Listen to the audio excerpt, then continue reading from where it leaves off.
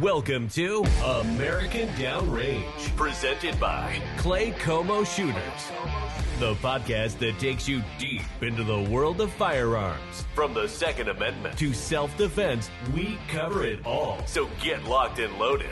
We're ready to roll. Welcome to American Downrange at Claycomo Shooters podcast. I'm Herb Buttsback. On the end is Lance Abernathy, and our guest tonight is Sarah Moe. Sarah? Hello, everyone. Welcome. Don't leave me hanging. Oh, sorry. I was on. giving myself a round of applause. Okay, that's good. Good. Yeah, I'm my own biggest fan. Awesome. Tell us a little bit about yourself. Okay, so as a big picture, I'm a mom. I'm married. I have 3 kids and live here in the Northland. Okay. Don't really want to give out my address to Not a all your problem.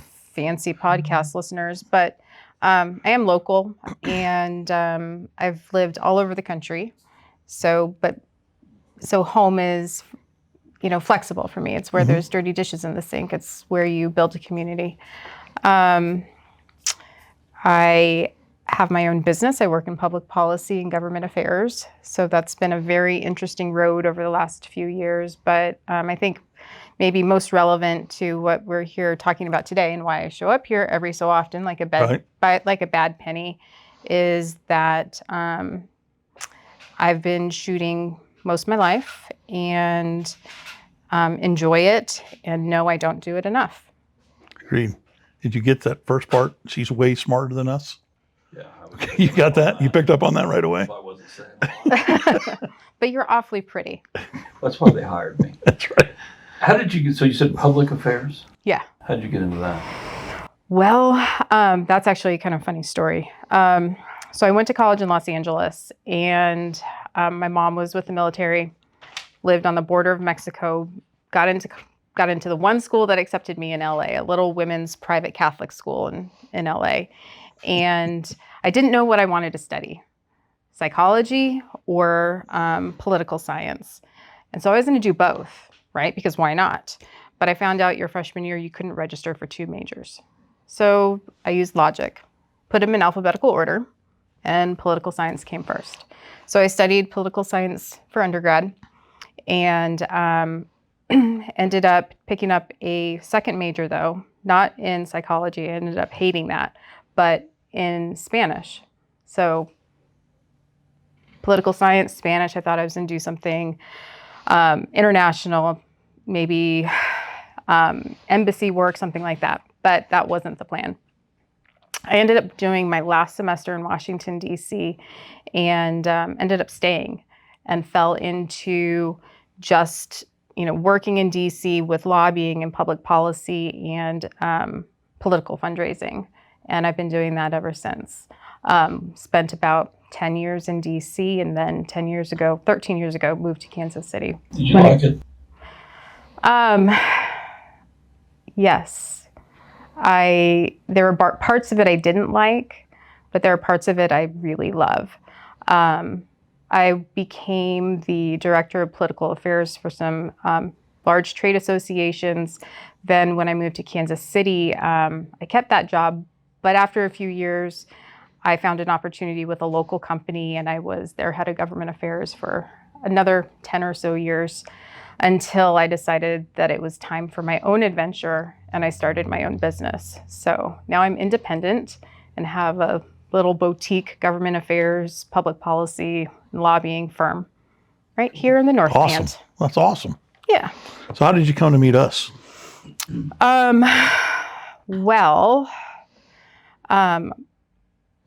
Actually, how did I?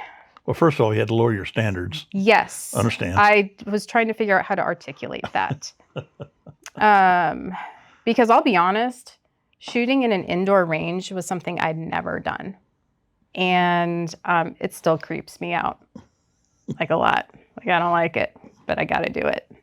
There's no rain. It's at least mildly temperature controlled. I know, but there's no fresh air and no sunlight. You can't adjust for the wind. It's hard to decide which one of the 3 of us is the chick. As I continue to be like, it's cold outside.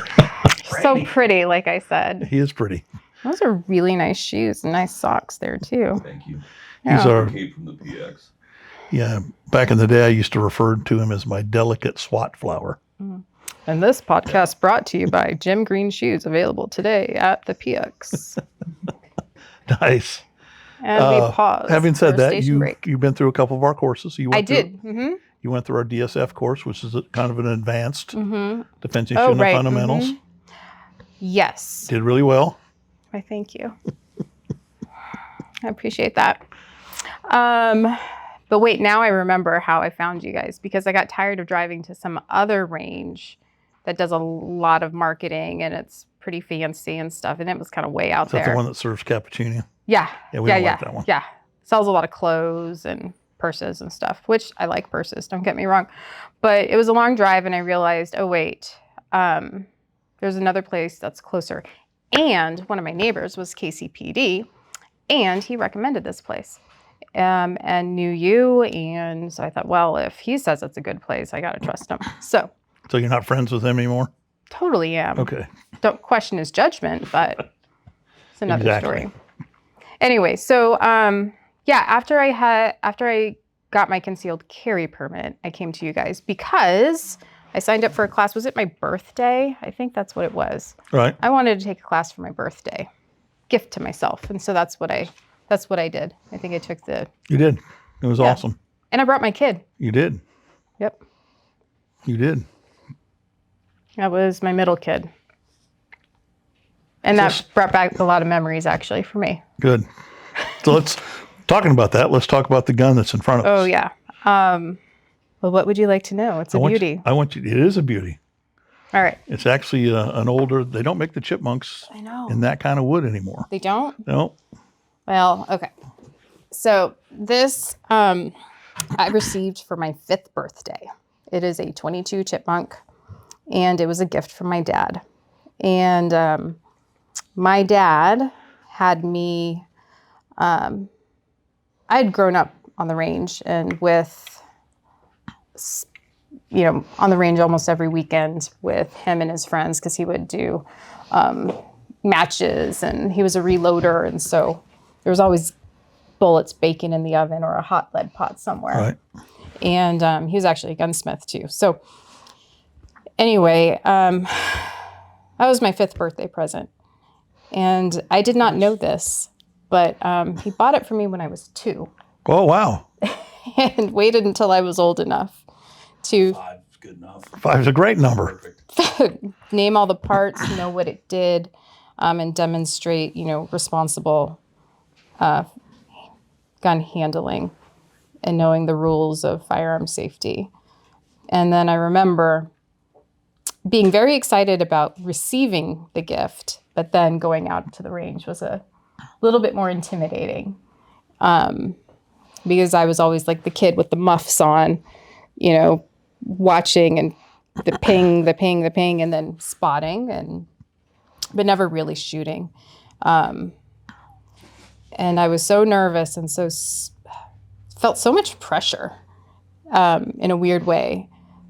I shot it once or twice and then I was done for the day. Right. But I have put lots of rounds through that thing That's awesome. since then. And my oldest son has as well. But I think I need to... It still has a lot more life in it. They need to shoot more. Yeah, absolutely. Any of your kids have shot it yet, or? Yeah, my oldest has. Nice. When he was 7. And my daughter's birthday is coming up, and she'll be 7. And I'm 2 years behind, right? So yeah. I feel a little bit total slacker. Total slacker. But it's it's a different environment, and I think that's what's different, right? For me, is having grown up out west at New Mexico, for example, is where I shot that in Albuquerque at the Zia range. And,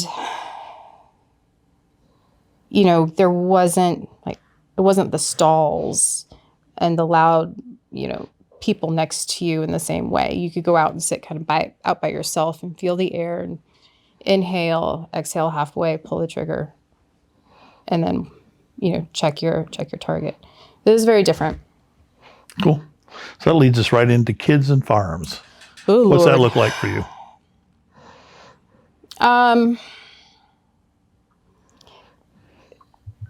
It's a big deal. It is a big deal. It's a really big deal. There are a lot of different facets to that.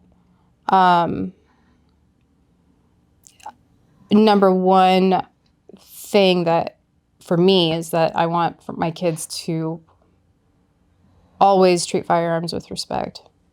And because it's life-changing when they don't. Could be life-ending.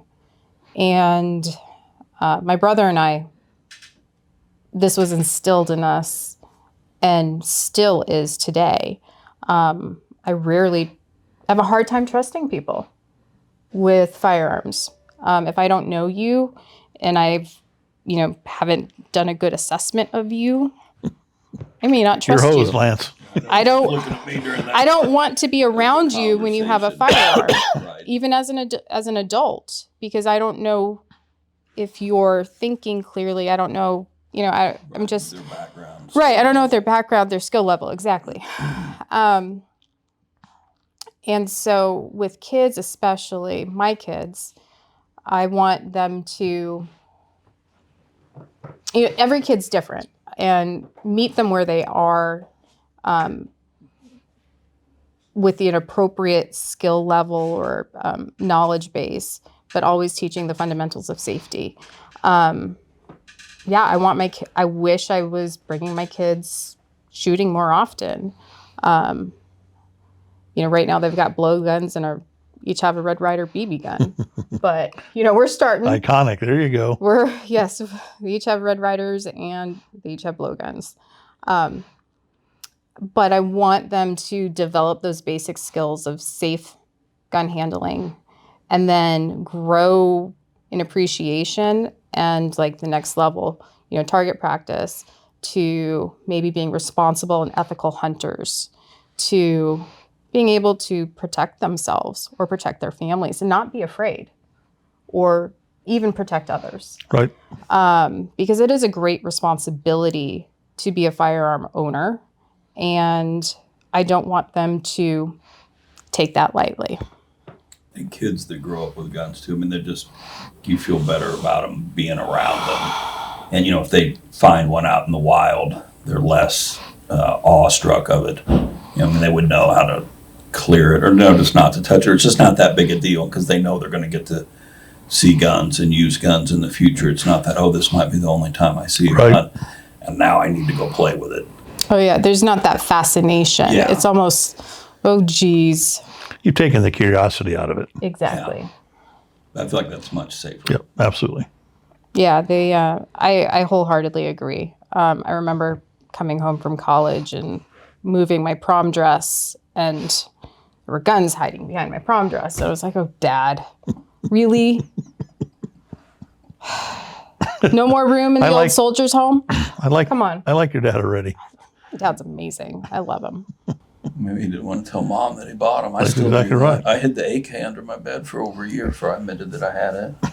Now I've been sneaking cars in the house, but same kind of thing. An AK, I would hide that still today. Or ammo. Just keep slipping. It's easy to move, box by box. But all right. Women not be intimidated by the firearms industry. Ooh. Run with that. All right. I know that's near and dear to your heart. So yeah, that's kind of twisty, right? Because I'm still intimidated a little bit, like even coming in here, but I know I shouldn't be. Absolutely not.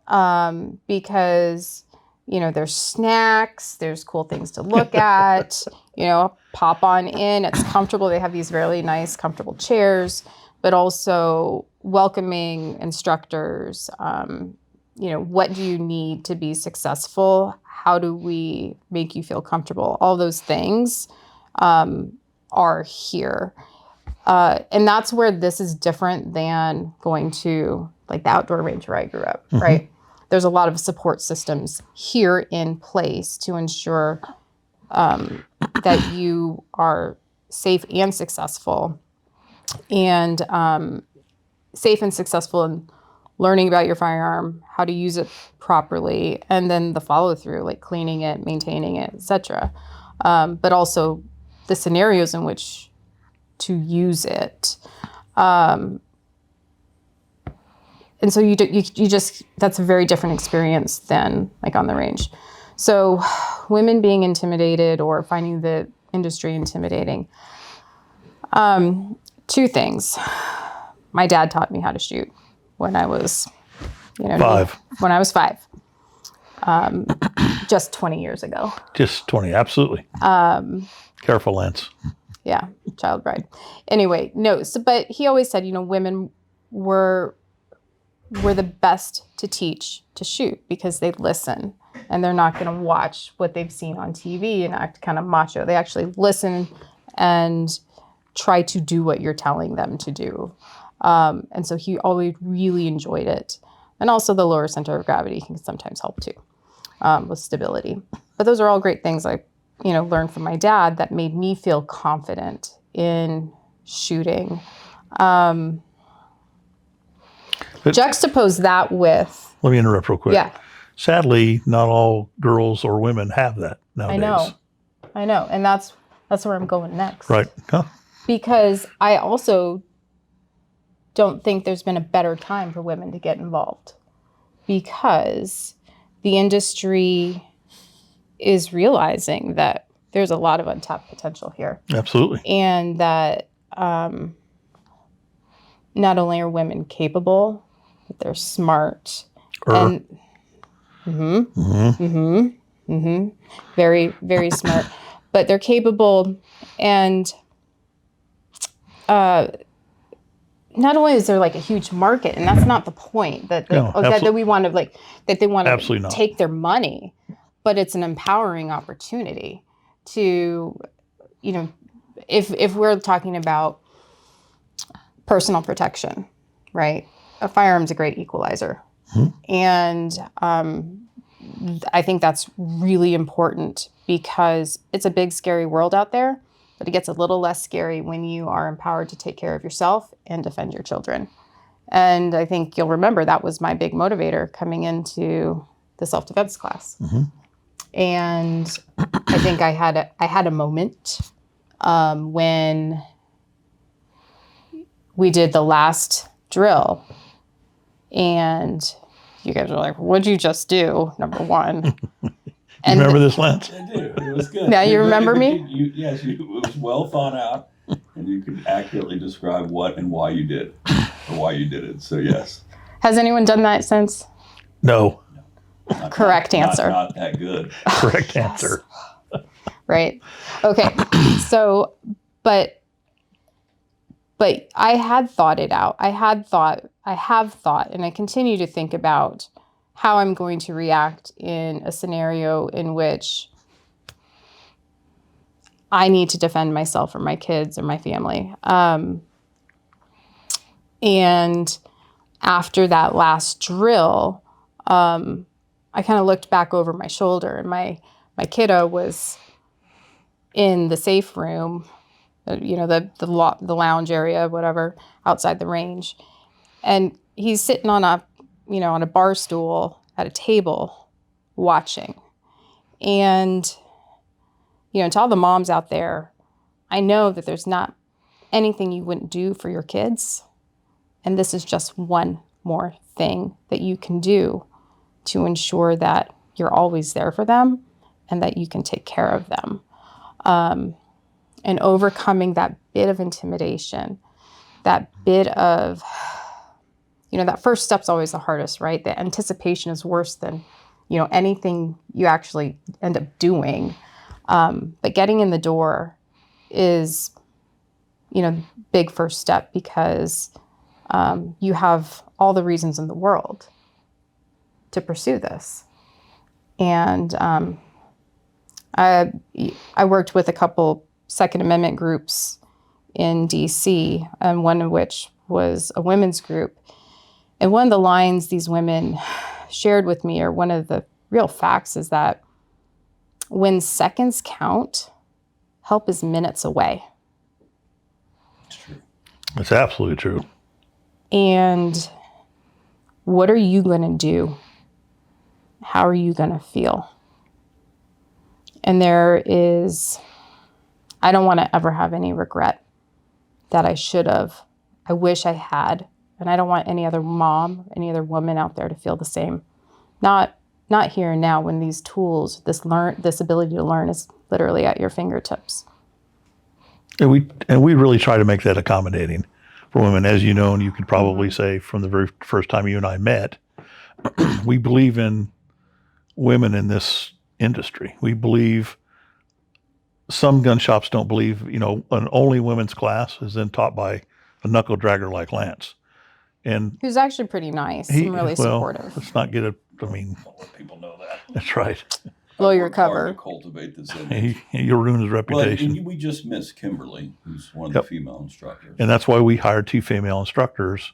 So when you have an all-women's course, it's actually an all-women's course taught by a female instructor. But I will say that doesn't mean that if you're a woman, you can only take the girl classes. Absolutely not. All of our private lessons. You can go into the co-ed classes. Yep, absolutely. Too. And we encourage that. But really the women's classes where we start them out is the beginning basic. When there is some intimidation with some women, it's the big scary thing sometimes. Some of them pick it up right away. It's not a problem. Right. But we want to cater to that person who's intimidated. Our job, our first job is safety and then confidence. And then competence. Right. Or maybe those two go hand in hand. But I think that you're absolutely right. And it may not be just intimidation because you may not know, that may not be the right word to describe your feeling as much as you just don't want to ask all the questions in front of a big crowd, right? Mm-hmm. And I think that's not, we're talking about ladies here, but I think it's not necessarily exclusive to ladies. Oh, no, absolutely not. I'm sometimes nervous before we have training or sometimes before we teach a class. Sometimes you're like, hope I'm going to do a good job today. Who's going to be in? But yeah, once you get started, it's never as nerve-wracking as you think it's going to be. And you were mentioned like just coming in the door. I think we should encourage gals to just come in. You don't have to buy anything. Mm-hmm. You don't have to sign up for a class, but just come in and see the facility if you want. Mm-hmm. Meet the people and see if you feel comfortable. See what's available. I think that's a great first step. And then it's not the first time you've met us or seen us or been here is the minute you show up for training. You've been here a few times, you're familiar with it. Right. And you can testify. Lance and I are exactly the same off camera as we are camera. We're not really intimidating. What you see is what you get, folks. That's right. So it's not going to get any better. That's right. This is it. We've peaked. Although you guys are, no, I think you're absolutely right. It's very authentic. And with integrity too, like not to get like over flowery about you guys, but you're authentic and then there's some integrity about it. Because one of the things that always, the chatter in the women's group is like, well, my husband said that I should get this firearm.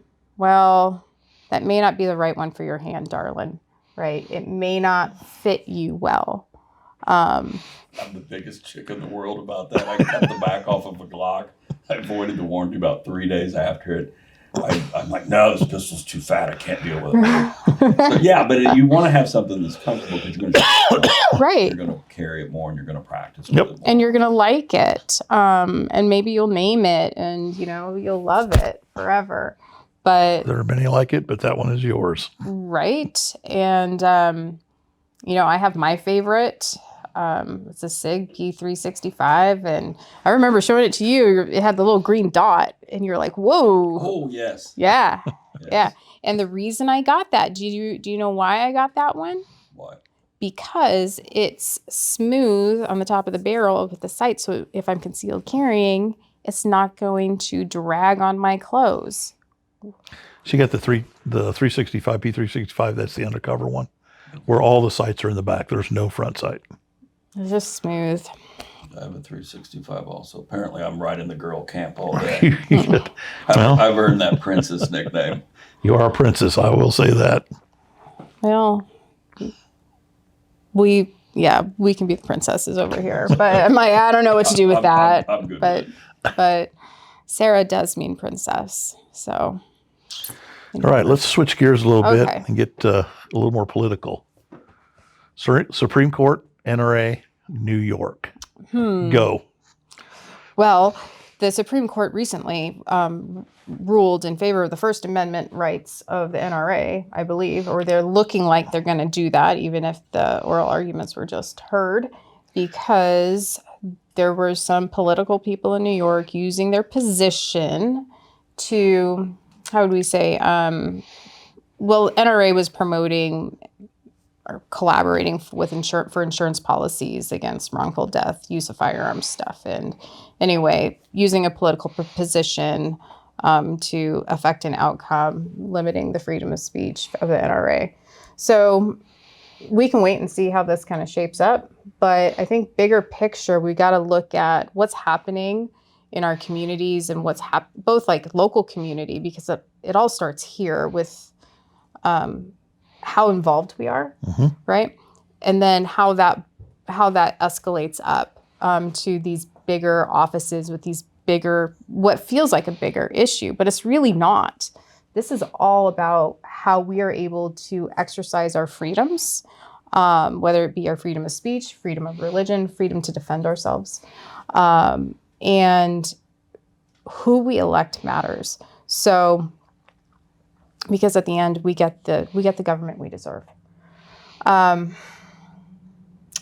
think that this is going to be a very interesting case that's going to kind of shape outlook going forward. You know, the NRA in and of itself is in a time of transition. It's kind of like a phoenix, like, you know, the bird that burns ashes, comes back to life. So, you know, that's been interesting to follow as well. But all of this, you know, coming together now, I think we should pay attention. Absolutely pay attention. Call. A wake-up call or a reminder to stay awake. Don't fall asleep. What can people do to change? So there's what can people do, right? There's a Supreme Court case, but there's also these other issues that affect sporting, firearms industry, you know, our ability to defend ourselves at Second Amendment, all the Second Amendment stuff. And I would be lying to you if I said there's not going to be another thing. There's not going to be another effort to restrict gun rights. There will be. Every day. Yeah, they hate it. There will be. So what are you going to do to fortify and to know why? What is your why? I think you need to figure that out. Why do you care? Why do you care? And why do I care? Well, because I don't trust the rest of the world to take care of me. I don't. There are very few people that I truly trust. And I think that's actually an okay mentality. I'm not crazy, but I know that I'm not everyone else's priority. So I want to be able to defend myself, and, you know, knowing how to hunt's not a bad thing either. So what is your why for being proficient using firearms? Figure that out, and then continually learn. If you're not like working here and teaching people, how are you keeping your skills fresh and acquiring new ones? Because if we're not growing, we're stagnant, and being stagnant is not a good option for, you know, living a vibrant life, right? If you're stagnant, you're not going to be prepared to give somebody your why, Absolutely. right? Or to stand up for and protect your rights, or to, I don't want to say fight for them, because I hate it when people say, I'm going to fight for this in politics. No, use your brain, right? Let's use our brains. Let's be articulate. Let's know why we care, and have some well-articulated thoughts and ideas and arguments that defend that position. So I would say, know your why, continue to build your skills, pass these traditions down to the next generation, And the next attempt to disarm, Americans is going to be a result of another tragedy. That's tragedy and then calls for gun control. Yep, every time. And so it fits their agenda. Well, it's because, yes, and it's very hard to say no, to give up your, they want us to believe that because in light of this tragedy, we must give something up to prevent it from happening again, right? For some reason, if they took that away, it would prevent a future tragedy. Because when you give up those rights, you don't get them back. That's You never exactly get them back. And so when I mention passing down the traditions, helping, our kids know why, find value in this, and have an emotional connection to it as well, hopefully a positive one, that is building a relationship with family or that trusted adult that they are able to learn from and learn with. And in developing those skills, continuing to learn, supporting businesses like this, so they can continue to offer courses and training to help our communities be stronger and safer. Well done. Lance? Before we're done, real quick, just tell us about your business. Oh, I thank you. I have to let him say something. Yeah. I So worked on that one all week. tell us about your business. So I have a couple of clients that I work with. One is a real passion. It's a pro-life group that I work with locally that is a real niche. Most people don't realize that babies survive abortions and abortions fail. And so there's a group called the Abortion Survivors Network, and I help coordinate public policy and public affairs, external relations with that group. I also work on the political side. I manage a $7.5 million political action committee for a client in DC, and also work with a local infrastructure company and manage and maintain relationships with them, with elected officials. So I do a little bit of this, a little bit of that, a little bit of a Swiss Army knife. Nice. Yeah. She's definitely way smarter than us. Yeah. One of the fun fact is I taught public policy for an executive MBA program last year, locally in the Kansas City metro area. And so I've done that. And then I also helped my kids study for like 4th grade social studies, and he didn't pass the test. So not really sure what's going on over here. Let's talk about your everyday carry. I know we talked about the Okay. 365, but give me some details.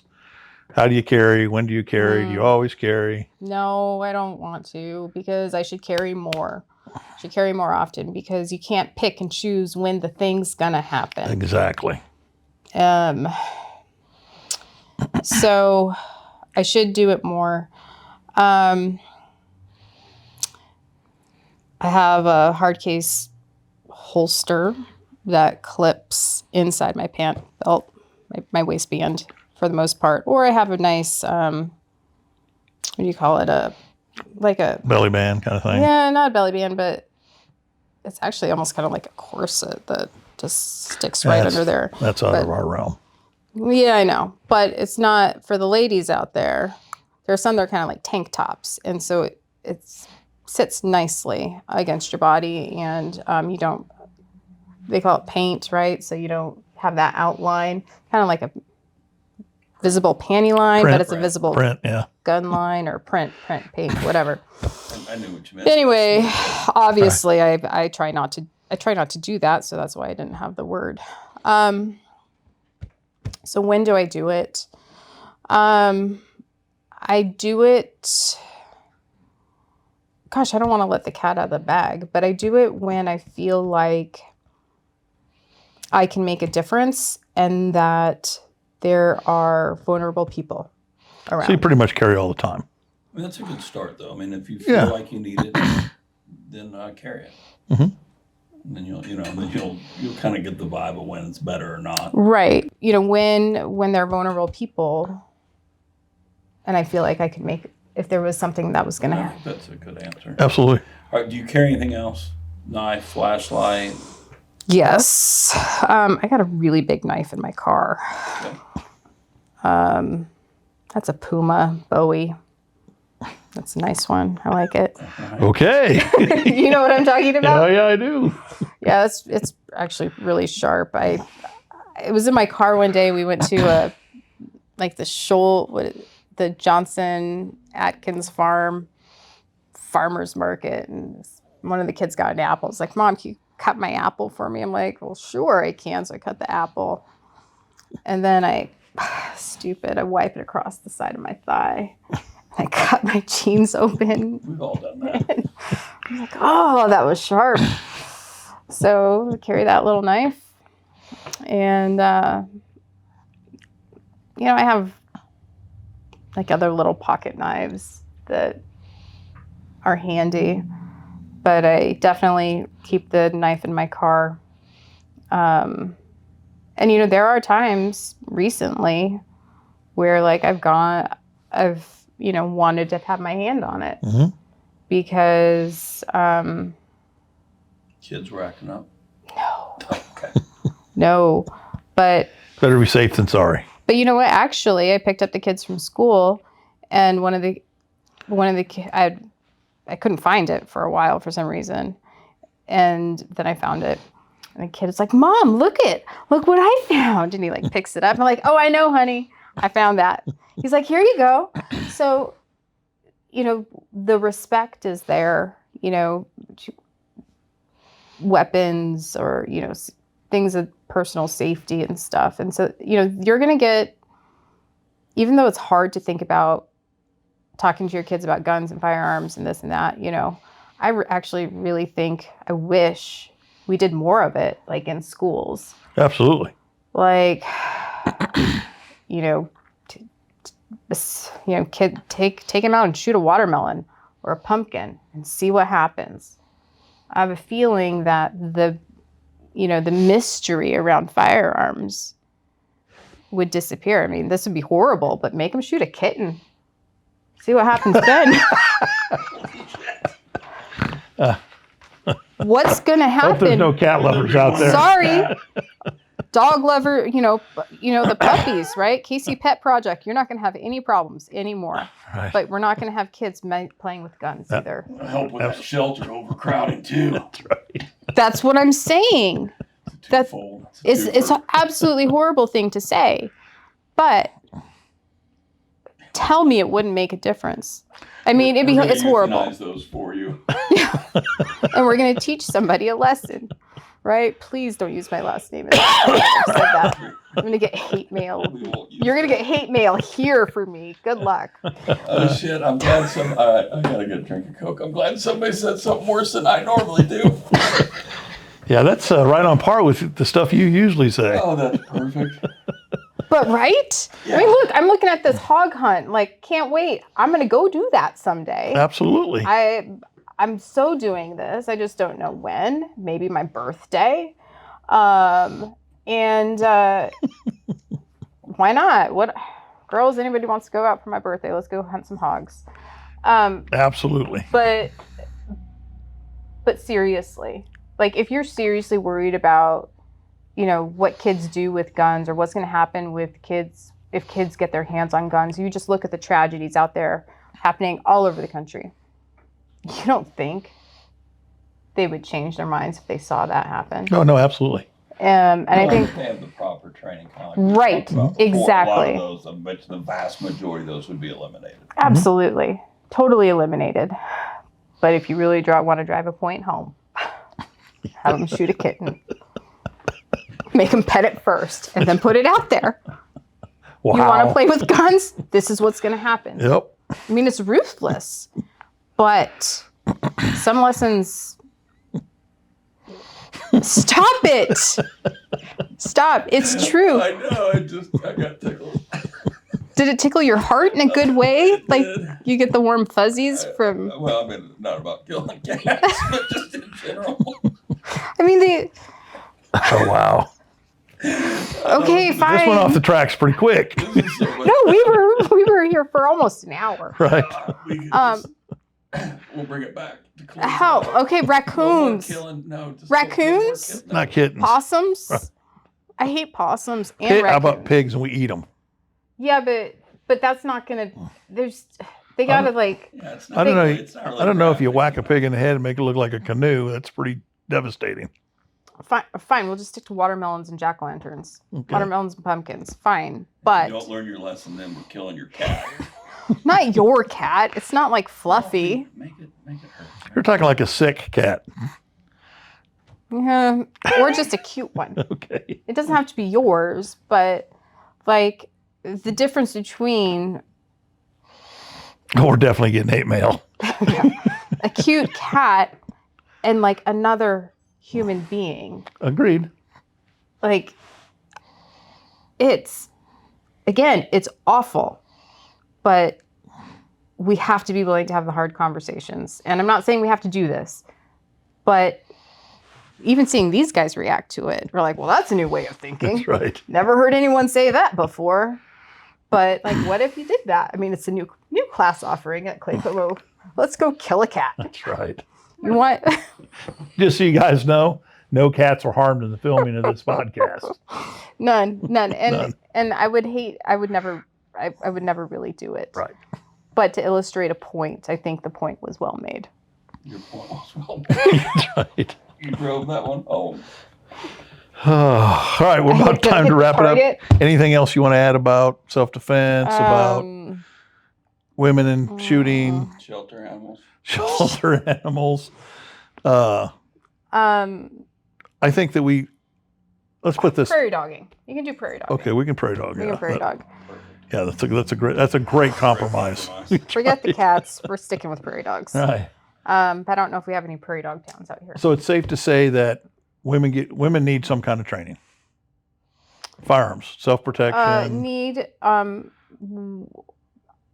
Yes, I Okay. mean, if you can't get to a place like this, the resources are out there to learn. Mm-hmm. Like I don't want to say, oh, dear woman, you have to come into a place to get that. But if it facilitates, it makes it a lot easier. Yes. If you are not able to get into a place like this, Do something. Yeah, do something. Don't be a victim, and don't be a victim of fear. Well, we'd like to advocate. We want you to get as much training as possibly can. We tell people every day in our CCW classes that after you completed the Missouri carry concealed course, that you're not even proficient. No. We want you to be better than proficient. There's a whole different ball game if you're presented in a life or death situation that you're going to have the possibility of taking someone's life. Mm-hmm. We want you to be better than proficient. And if you don't get it here, get it someplace. Right, get it someplace and understand to the way it's a two-edged sword, right? It is. You have a huge potential to protect yourself and to be empowered, but at the same time, exercising that empowerment comes with great responsibility that should not be diminished. Absolutely. Thank you very much. My As pleasure. always, Good job. Thank you. Lance, my little delicate SWAT follower, we appreciate it. That's it for our podcast. Thanks, guys. American Downrange. Catch us next month. Thanks for listening to American Downrange, where we keep you locked and loaded. If you love the podcast, share it with a friend. We'll see you next time on American Downrange, presented by Claycomo Shooters.